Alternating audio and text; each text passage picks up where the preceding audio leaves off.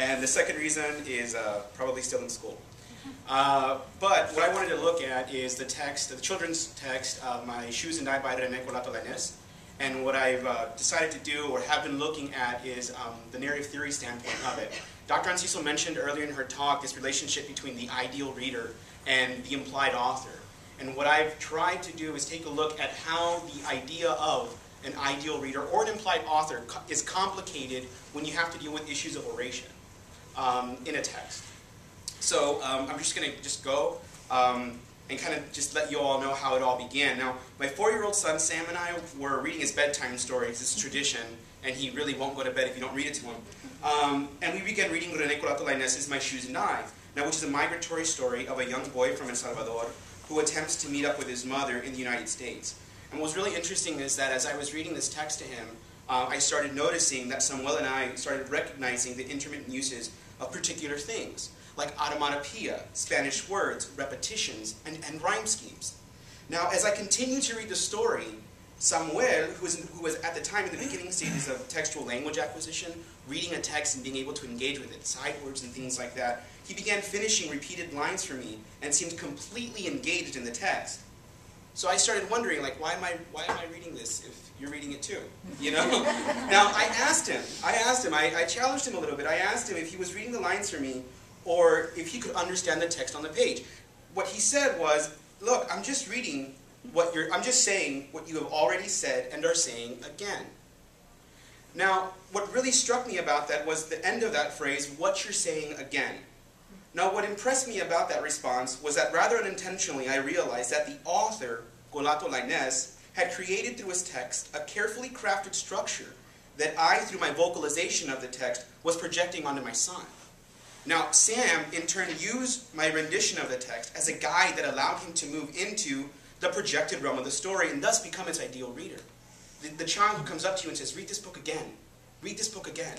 The ideal readership. Now, it seemed that the author, through me, had been able to connect with my son to activate a very specific and unique type of engagement. Now, my questions immediately became, how did he do this? Like, he wasn't even there, you know? What specifically established devices or tools had the author utilized to connect with an ideal reader who couldn't even read? Now, what follows is an exploration of those questions. Now, to begin my exploration, I looked at the idea of the ideal reader and the multiple ideal reader, which are established terms in narratology, and that have focused analysis on textual relationships between a narrative and its audiences. Now, my search into how narrative theory engages with, or not sometimes, with children's literature by way of ideal and multiple implied readers has generated 2 new ideas that I'm working on right now.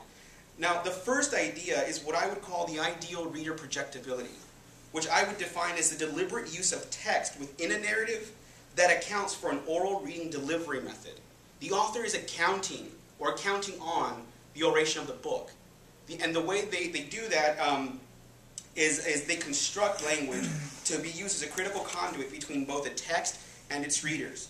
Now, in discussing the functionality of ideal reader projectability as a bridging device, I would like to introduce the idea of an auditory textual projector, which in education, and I very quickly would like to make a quick side note, my training is more in English. So I started doing a lot of research on education and how education theorists would deal with things like projection of a text, and what kept coming up were the words speaker and orator and how they functioned within an educational standpoint. What was interesting is that when I looked at narrative theory and how narrative theory attempted to deal with these issues, these words were missing. And I was really interested in how we could bond the relationship of what goes on with a text that's orated to a group, or read to a group. Now, the auditory textual projector, which I define as the individual or device that orally vocalizes the textual narrative that is established by the textual author. So, in other words, in early children's literature, authors, anticipating an oral reading of their literature, utilize specific literary tools like repetition and Spanish words that create an ideal reader projectability, which when passed through a speaker or an orator, invites and enables the participation of an ideal audience. Now, from a narrative theory standpoint, in singular text and multiple implied readers, Brian Richardson begins to explore, quote, the possibilities of multiple implied readers inscribed in the same text. End quote. For Richardson, the idea of a text having one author which he posits is regularly assumed, pushes him to explore the boundaries of a narrative work's ideal audience as a way of identifying whether or not a work has more than one ideal reader. Now, Richardson goes on to assert that for many works, all that is needed is a standard concept of a single implied reader. But it's also true that in many works, multiple implied readers are evoked and addressed. Now, utilizing the article as a platform to evidence his claim of multiple implied readers within various types of literature, Richardson first turns to children's literature because, as he puts it, it's perhaps the most obvious class of works written for two distinct audiences, end quote. Which he calls, the two audiences he calls the simple child and the knowledgeable adult. And those are not mine. It's in quotes. It's in quotes. Right? Clearly has not met my son. Right? Now Richardson goes on to claim that while a children's literary work is a singular piece of consumable text, quote, many works of this genre appeal to both the child's mind and sensibilities, and at the same time is tied to the very different interpretive frameworks of adults. Now, using children's literature as an exemplary model to identify multiple ideal readers within one work, Richardson interestingly appears to group the whole of children's literature without taking time to parse out and focus on one particular group. For example, early children's literature, older children's literature, young adult literature. But Richardson's initial conversation about children's literature in general seems to establish a reading relationship that, while attempting to include both adults and children, places children's literary work into the reader's own hands without the acknowledgement of an oratory assistance for early children's literature. In other words, when it comes to Richardson's concept of multiple ideal readers in children's literature, children and adults are reading the same book independently of one another and are thus processing the information, albeit differently, simultaneously in a way that separates or compartmentalizes their reading experiences. So for example, let's say you have a child-guardian relationship. If that text is being read, what you have is a separation of what is being processed. What's interesting about that is that if you deal with the idea of orality or the story being read, there's a relationship going on that's moving back and forth between the reader, the text, and the child. So although I agree with Richardson's claim that in some cases adults and children are set up with different interpretive frameworks that guide their meaning-making process, consideration should be placed on the authorial anticipation of an ideal readership that the textual author establishes in a work for early children's literature, one that is read aloud by a speaker in order to a group of individuals. As the function of the speaker, it's posited as an integral aspect of early children's literature. Particular attention, then, could be placed on how the speaker, who necessarily becomes an interactive part of the children's textual narrative and its delivery, is accounted for in a text. Thus, I would argue that when prominence is placed on auditory projectors within children's literature, Richardson's concept of multiple ideal readers can exist alongside an early children's narrative where one progressive movement of knowledge processing at the hands of the author is deliberately created. Now, attempting to put this claim into practice, I turn to Colato Lainez's children's book, My Shoes and I, and I use this idea and move this idea through this text. Now, René Colato Lainez's early children's book, My Shoes and I, is a story of a young boy named Mario, who must travel with his father across various Latin and Central American borders in order to reunite with his waiting mother in the United States. Now, turning to a section of the text and reading closely, we see that Colato Lainez uses specific textual tools that established an ideal reader projectability through the anticipation of the text being read aloud. Now, Colato Lainez writes, uno, dos, tres, my shoes and I are ready to keep going. A bus, a sandwich, the first border, another bus. And another sandwich. We are in Guatemala City. Papa and I look for warm food in a plaza. I'm so hungry that I sit down right away on a bench to eat while Papa pays. When I come back, big hungry dogs are eating my food. I try to get what is left. Woof, woof, woof! Now, working through this specific section of text, which functions similarly to many other pages of My Shoes and I, particular textual tools start to come into focus. Words like uno, dos, tres, plaza, and papa potentially present readers, listeners, with a foreign language that must be negotiated, acknowledged, and or heard. Now, repetitive uses of specific words like wolf, bus, papa, and food establish a sense of community within the text as these young readers, listening to the repetitions, may remember specific parts of the story that is being read to them.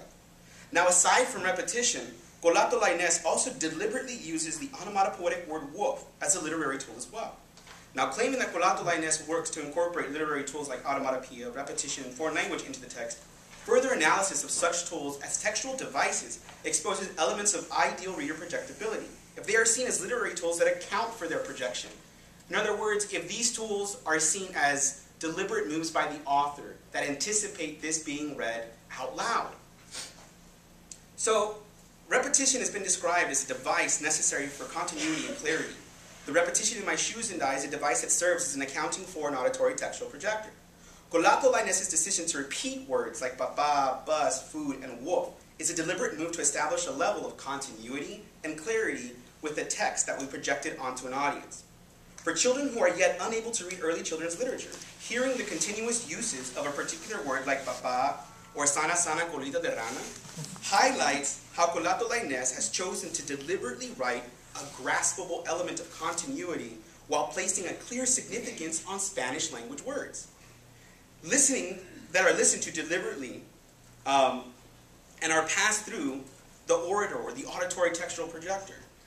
Now, this may willingly move the ideal or the audience, the child audience, the real audience, into a position of ideal readership that engages the work being projected onto them. Now, this is evidenced when anticipating phrases readers or listeners who become comfortable with the repetition in the text end up, quote, occasionally finishing off a line as the reader pauses at some predictable point in the story, end quote. Kind of like my son when he started finishing up those sentences that I was reading in the text. Now, establishing through the projector specific words and phrases that utilizes repetition to create anticipated predictability, repetition becomes a tool that could be seen as a deliberate literary move or device within the text. Now, regarding textual repetition as a tool intended to create clarity, the use of foreign language in a children's book could initially be seen as a disjointing effect for projectors or listeners that are not familiar with a said language. Now, while I am aware of many multilingual works of children's literature and readily invite scholars to engage with multi-language narratives, part of this paper is going to focus on the relationship between Spanish and English and how it creates a listening experience that, as Gloria Anzaldúa says, for some listeners, the use of Spanish and English creates a listening experience where, as Gloria says, Anzaldúa, the ambivalence of the clash of voices results in a mental and emotional state of perplexity. As students hear intermittent bilingual words within a presumed English text, what ends up happening, according to Anzaldúa, is you have this movement or this clash between the languages.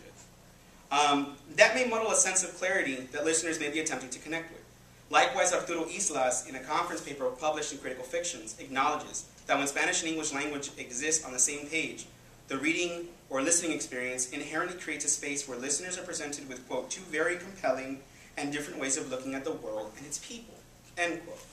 Now, while Anzaldúa and Islas willingly identify bilingual clashes and differences, Rebecca Lukens, in talking about stories from the other side, like My Shoes and I, acknowledges that children, like adults, see first the obvious differences in people. He has black hair, I have blonde, she is tall, I am short, end quote.